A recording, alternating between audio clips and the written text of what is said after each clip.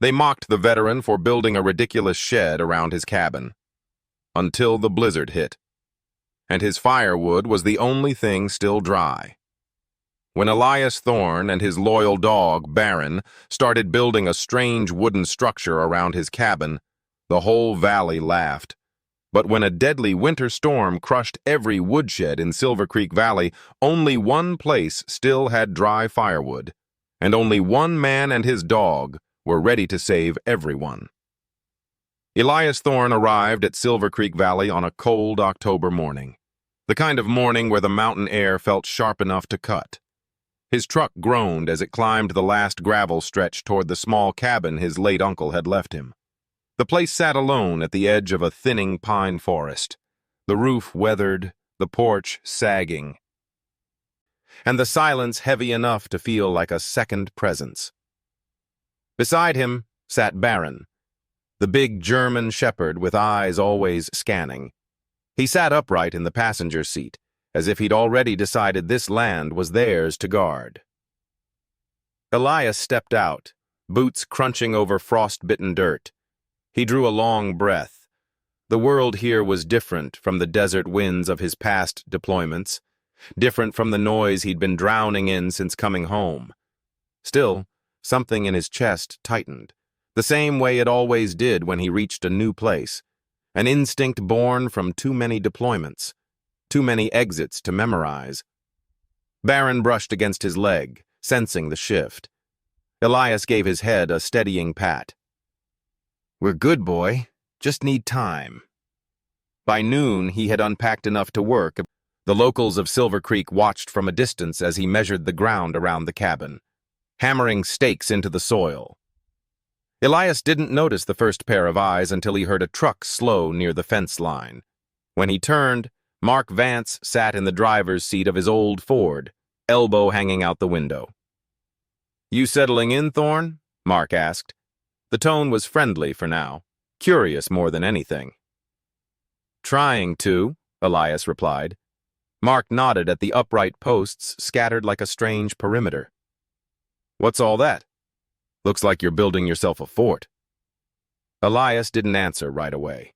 Baron trotted to his side, muscles tensing just enough to send a quiet message. "Back off." Elias lowered a hand. "Just a project. Something I need done before the cold hits." Mark laughed, a short, surprised bark of a laugh. "Cold hits? Buddy, it's Wyoming. Cold's already here." He chuckled again, then drove off, muttering something Elias couldn't catch. Baron watched him until the dust settled. The next morning, a different truck slowed down. Sarah Vance, Mark's wife, leaned out, whispering something to another woman in the passenger seat. They stared at Elias as he hauled a 10-foot log upright and began to dig a hole deep enough to anchor it. Their expressions weren't unkind, but they had that small-town tilt. The look people get when they see something they don't understand and decide it must be wrong. By day 3, the whole valley seemed to know. Elias could feel it in the way folks paused at the general store, the way conversations hushed when he entered. Sheriff Miller even stopped by, pretending he was doing a routine patrol. "You planning to put walls around your place?" the sheriff asked, voice half teasing, half probing. "Just building what I need," Elias said. Miller stared at the rows of fresh posts circling the cabin. "Well, whatever it is, it's unusual." Baron stepped between them, his gaze steady. Miller backed up a step and tipped his hat. "As long as you're not causing trouble." That was the thing. Elias didn't cause trouble. He tried to stay invisible. But in towns like Silver Creek Valley, invisibility had the opposite effect. People noticed what didn't fit. A quiet veteran, a watchful dog, a strange project with no explanation. By the end of the week, Elias had raised 12 posts, each one set perfectly level. He worked with a precision that came from years of habit.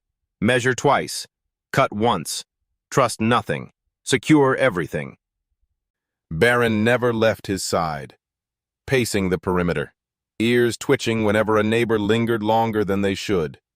Late one afternoon, As the sun dipped behind the ridge and the cold rolled in like a living thing, Elias paused.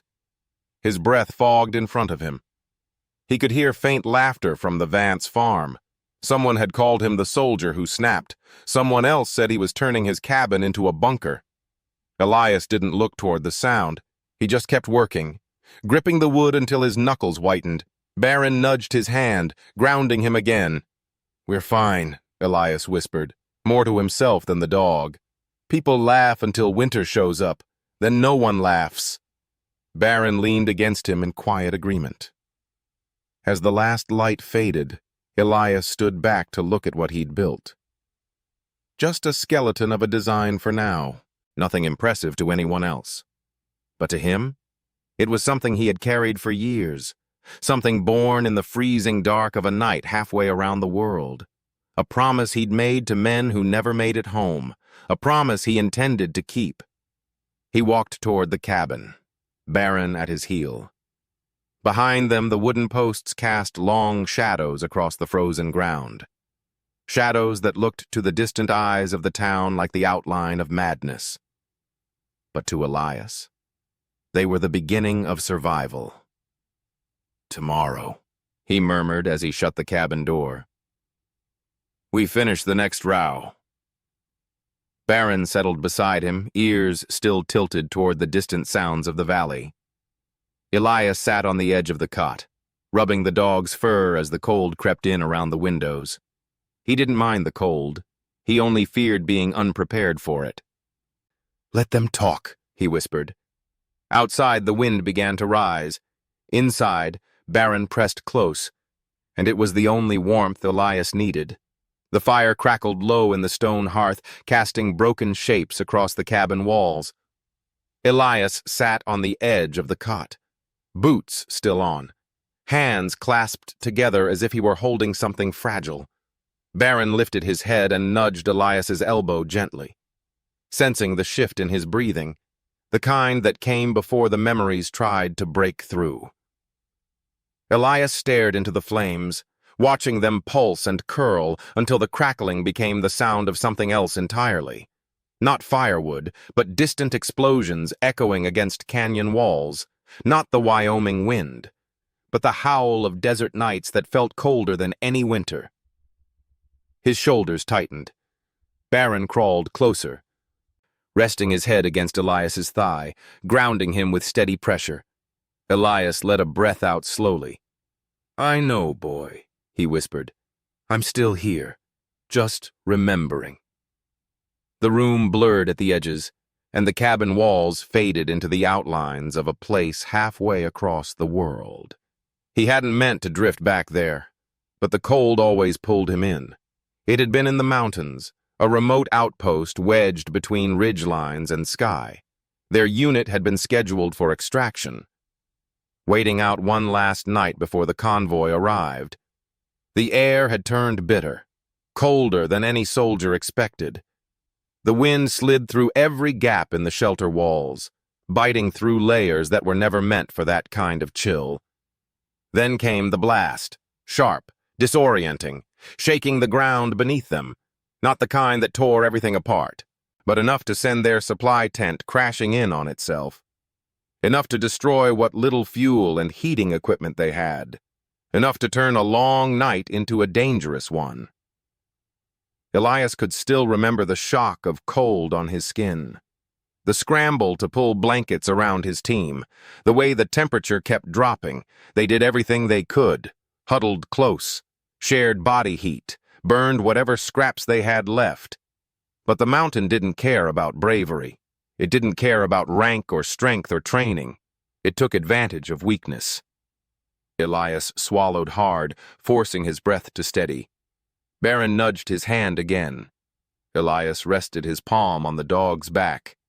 "It wasn't the fight that got them," he murmured, voice barely above a breath. "It was the cold." He didn't say the rest out loud. Not the confusion, not the helplessness. Not the aching memory of shouting names into the darkness and hearing nothing back. He had promised himself he'd never let winter take anyone from him again. Not if he could help it. Not if he was still breathing. The warmth of the cabin finally settled into his bones, pushing the memory back where it belonged. Elias blinked away the fog and stood, pulling a blanket from the footlocker. Barron followed, tail low, eyes soft with concern. Elias draped the blanket over the dog's broad shoulders. "We're safe here," he murmured. "Different mountains, different winter."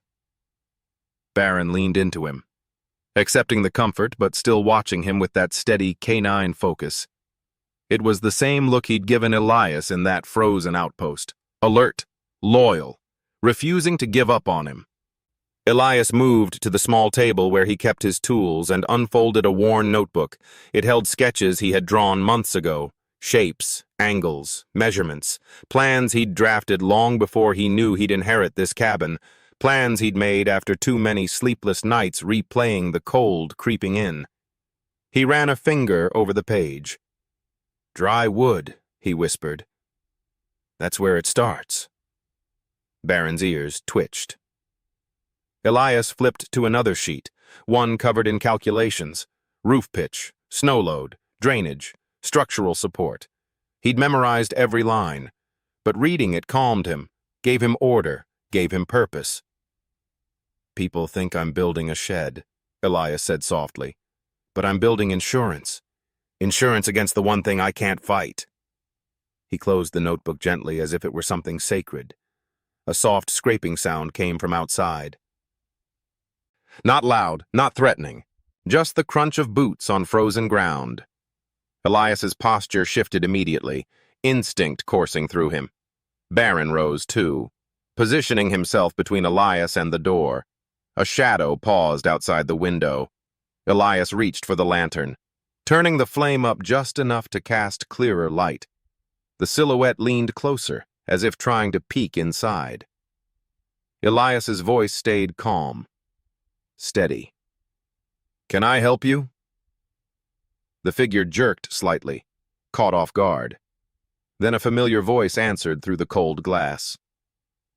"It's just me, Thorne. Mark Vance." Elias opened the door a few inches, enough for Barron to stand shoulder to shoulder with him. Mark stood with his hands in his pockets, breath puffing white in the air. "Didn't mean to bother you," Mark said. "Just saw the lights still on. Wanted to check if you were settling okay." Elias knew the tone. Curiosity dressed as kindness. Mark's eyes drifted past him, scanning the cabin interior. Elias didn't stop him. Barron did, letting out a low sound that wasn't quite a growl, but close enough. Mark stepped back. "Right, your dog. He takes guarding pretty seriously." "He was trained to," Elias replied simply. Mark rubbed the back of his neck. "Well, we're a quiet town. Folks are talking, though, wondering what you're building out there." "Something I need," Elias said. "For what?" Elias didn't answer. Barron didn't blink. Mark sighed, giving up on the question for now. "Well, good night, I guess." Elias nodded and closed the door. Barron stayed at attention for several seconds before finally relaxing.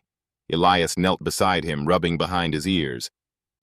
"People laugh when they don't understand, boy. Let them. We've got work to do." Barron rested his head on Elias's knee.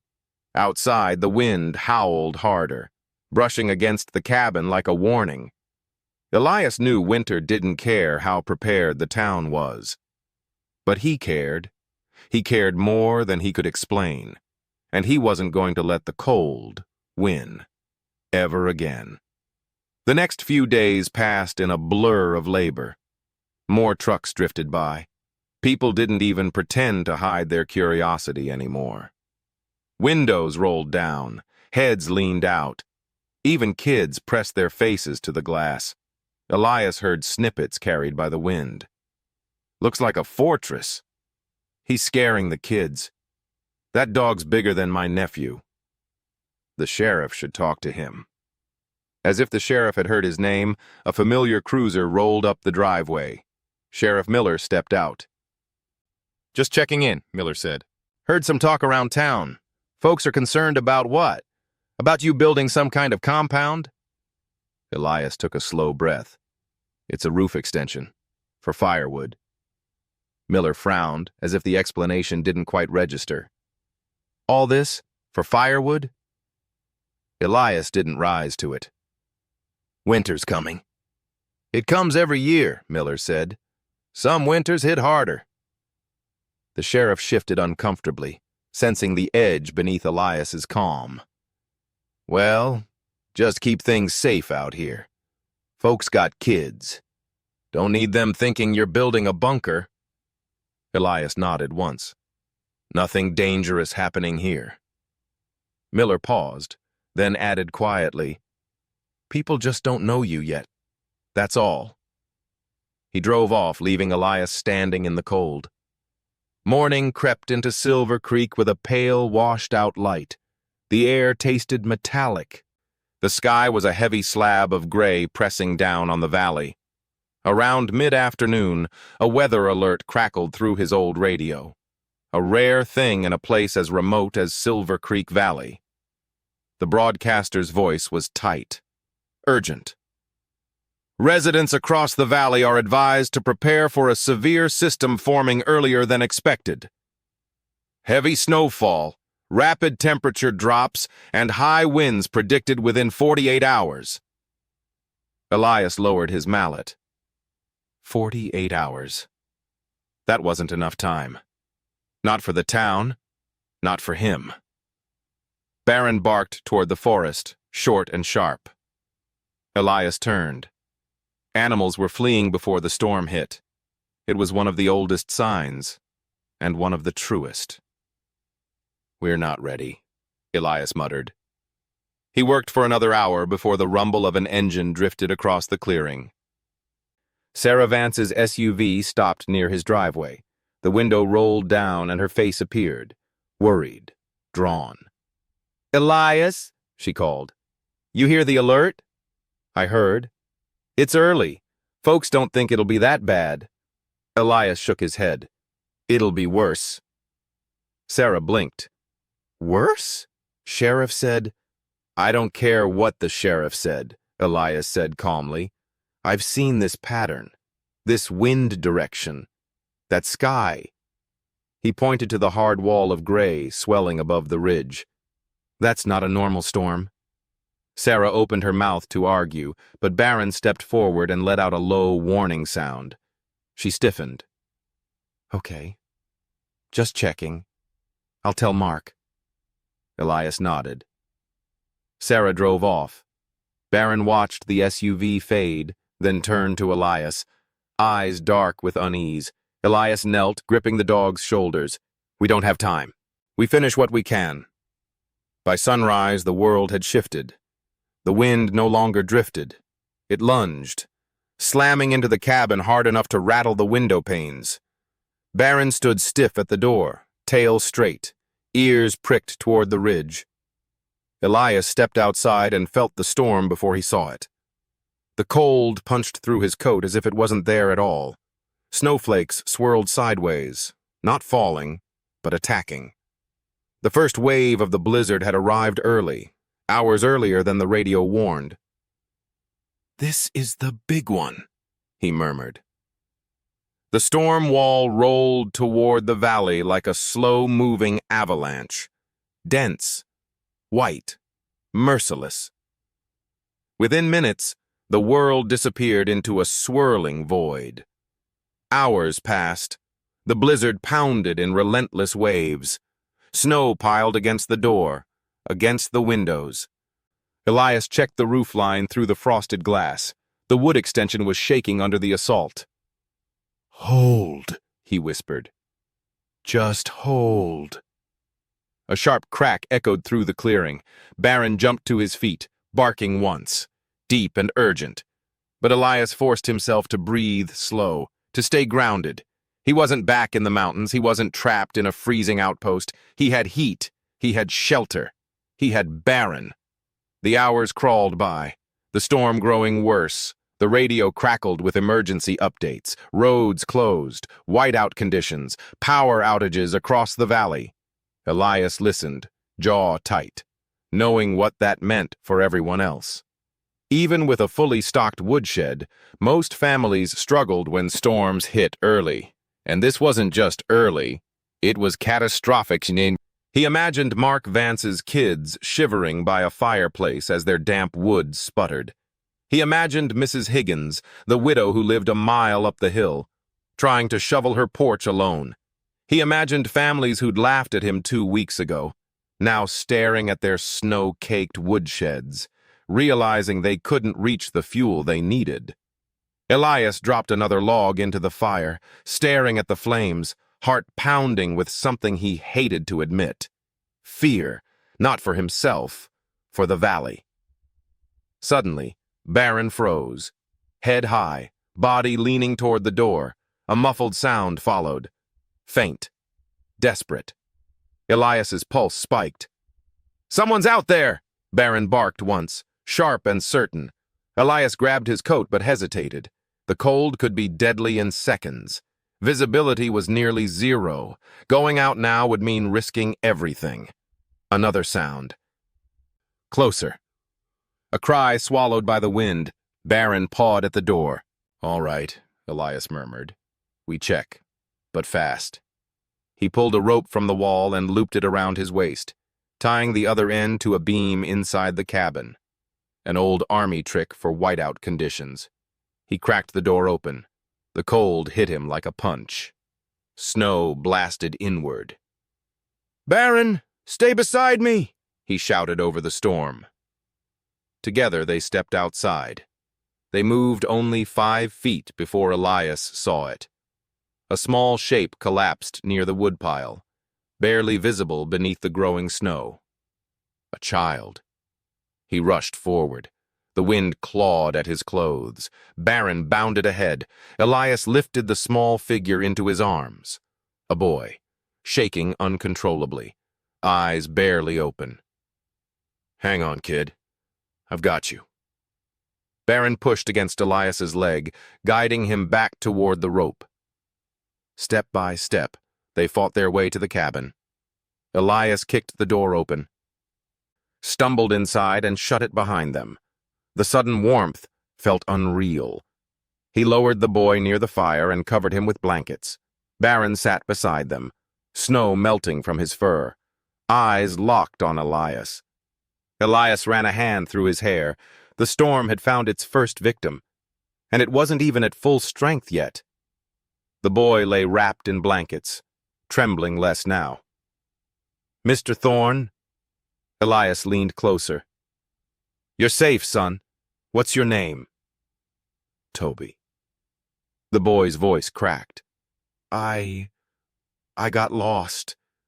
Dad told me to get wood, but the wind, I couldn't see anything."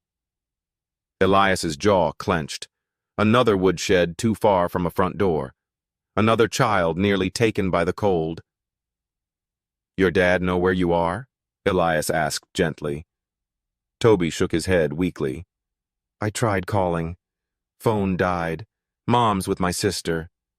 Dad's trying to dig out the shed." Barron whined, sensing the boy's distress. Elias swallowed hard. He couldn't imagine the panic Toby's parents must be feeling right now, looking for him in this storm, calling a name swallowed by wind. He checked the radio.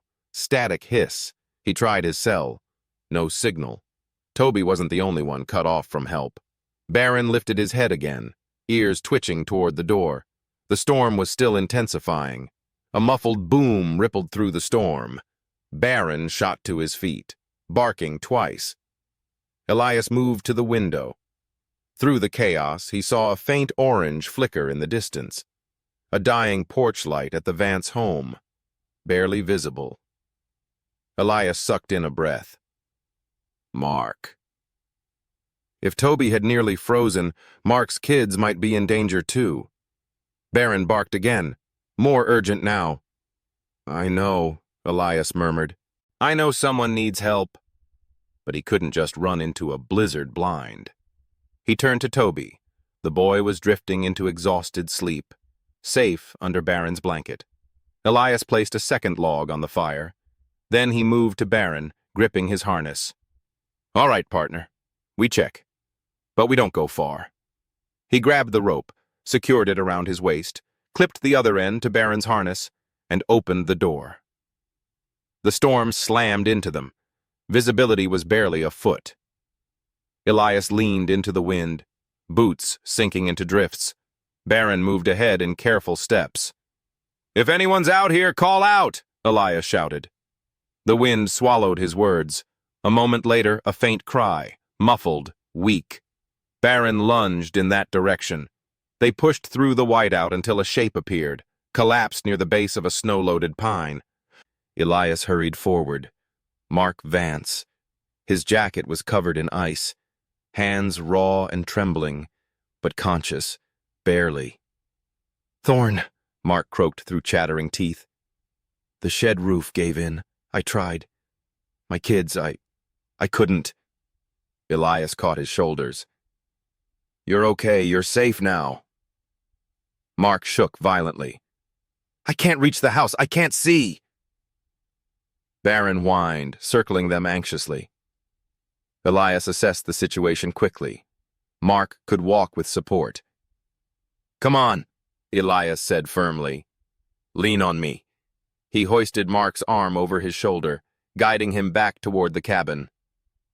Baron kept tight to their side, pressing against Mark when he faltered. Each step took everything they had. The wind fought them. The rope held them. Baron led the way. At last, the cabin. Salvation. Elias kicked open the door and dragged Mark inside, but Baron shook snow from his coat and went straight to Toby, sniffing him quickly before circling back to Elias. Mark collapsed onto the rug, gasping as the heat hit him. "My kids," he whispered. "They're freezing at home. Couldn't get the woodshed open. Fire's almost out." Baron let out a sharp bark, urgent, insistent. Elias knew what the dog was telling him. The valley needed help. The storm wasn't done, and he was the only one prepared. He knelt beside Baron, resting a trembling hand between the dog's ears. "We're going back out," he whispered. "We're not done." Outside, the storm howled like a living thing. Inside, Elias tightened the rope, grabbed his coat, and prepared to walk into danger once more. Not for himself, but for the valley that had doubted him. Baron stood ready. They would answer the calls no one else could make, no matter the cost. Elias loaded the old military sled with dry firewood. "Find them, Baron!" he shouted over the storm. "Show me!" Baron barked once, sharp and sure, then moved with purpose across the buried clearing. His nose guided him where Elias's eyes could not. The ground disappeared under drifts. The beam of his flashlight cut only a few feet ahead before being swallowed whole. Baron didn't falter. He pulled Elias toward the tree line, toward where the Vance home sat, a quarter-mile away, a small distance in normal weather, an impossible one tonight, but they kept going. Because kids were out there, families, people who never imagined winter could turn this vicious. They reached the Vance house, windows frosted thick. Elias banged on the door. "Sarah, it's Elias! Open up!" A moment passed. Then the door cracked open. Sarah Vance's eyes were swollen from crying. "Elias, oh, thank God. We can't keep the fire going. The wood's soaked." Elias placed a hand on her shoulder. "I brought dry wood. We'll fix it." He carried several logs inside. Sarah's twins huddled near a dying ember, wrapped in blankets, cheeks pale. Elias knelt beside them. "Hey there. Let's get this place warmed up." Baron moved between the children, pressing his warm body against their sides. The twins hugged the dog immediately. Elias fed the fire, kindling first, then the dry logs from his sled. Flames roared back to life. Carol let out a sob of relief. "You saved us," she whispered. "Elias, we didn't know what to do." "Storm's not your fault," Elias said. "Stay in here, keep the fire fed." Sarah grabbed his arm. Please don't go back out. No one else can survive that storm. Elias glanced at Baron. I've survived worse, and I'm not alone. They moved on, house to house, family to family, desperation to desperation. They found the Larson family next. Front steps collapsed, trapped inside. Elias dug through the drift until he broke through to their door. Delivered enough firewood to last the night. Every time Baron led him, nose finding the faint trails of fear, of cold, of people barely holding on. Elias was exhausted, his arms ached, his legs trembled, but he refused to stop. He refused to let anyone suffer the way his unit had suffered all those years ago. They were down to the last few logs when it happened. A violent gust slammed into them, knocking Elias sideways. He staggered and heard an ominous groan above. "Baron, move!" Baron leapt backward just as a massive tree branch tore free. It crashed down where Elias had stood, splintering the snow-covered ground. Baron barked twice, but the second bark cut off with a yelp. Elias's heart stopped. "Baron!" He stumbled forward, brushing snow aside until he found the dog, half buried beneath smaller branches, struggling to pull himself free. His back leg was pinned. He whined, ears flat. Elias dropped to his knees. "Buddy, hang on, I've got you." He tore the branches away with frantic hands. Baron tried to stand, but his back leg buckled, sending him collapsing into Elias's arms. "It's okay," Elias whispered. "You're okay. I've got you." The dog licked his chin once, shivering hard now. Elias made a choice. He left the sled behind. He wrapped Baron in his coat, holding him close as snow battered them both. With every step, Elias felt time slipping, cold gnawing at his fingers. "Stay with me," he murmured. "Stay with me, Baron. Good boy. Good soldier." Baron pressed weakly into him. Finally, the cabin. Elias stumbled through the door and fell to his knees inside. Warmth flooded around them. The fire crackled. Toby stirred on the rug. Mark gasped at the sight. Elias didn't hear any of it. He focused only on Baron, laying him gently near the hearth, checking the leg. His hands trembled as he worked. "Baron, look at me, boy." Baron lifted his head weakly, nudging Elias's wrist with his nose, trusting him even through the pain. "Good," Elias whispered. "I'm right here." He cleaned the wound, wrapped it carefully, and stroked the dog's ears until Baron's breathing steadied. Elias sat back, exhausted, soaked, shaking from more than cold. He stared at Baron, his partner, his lifeline. "You saved me out there," Elias whispered. "Now let me save you." Night slowly faded into a gray morning. The storm had quieted. Snow pressed up against the windows in thick walls, muting the world outside. Elias woke stiff and cold on the floor beside Baron, his hand still resting on the dog's back. Baron opened his eyes, tail thumping once, weak but steady. "Good boy," Elias murmured. "You held on." Behind them, the cabin stirred. Toby sat up. Mark pushed himself up on his elbows. "You saved us all last night," Mark whispered. Elias shook his head.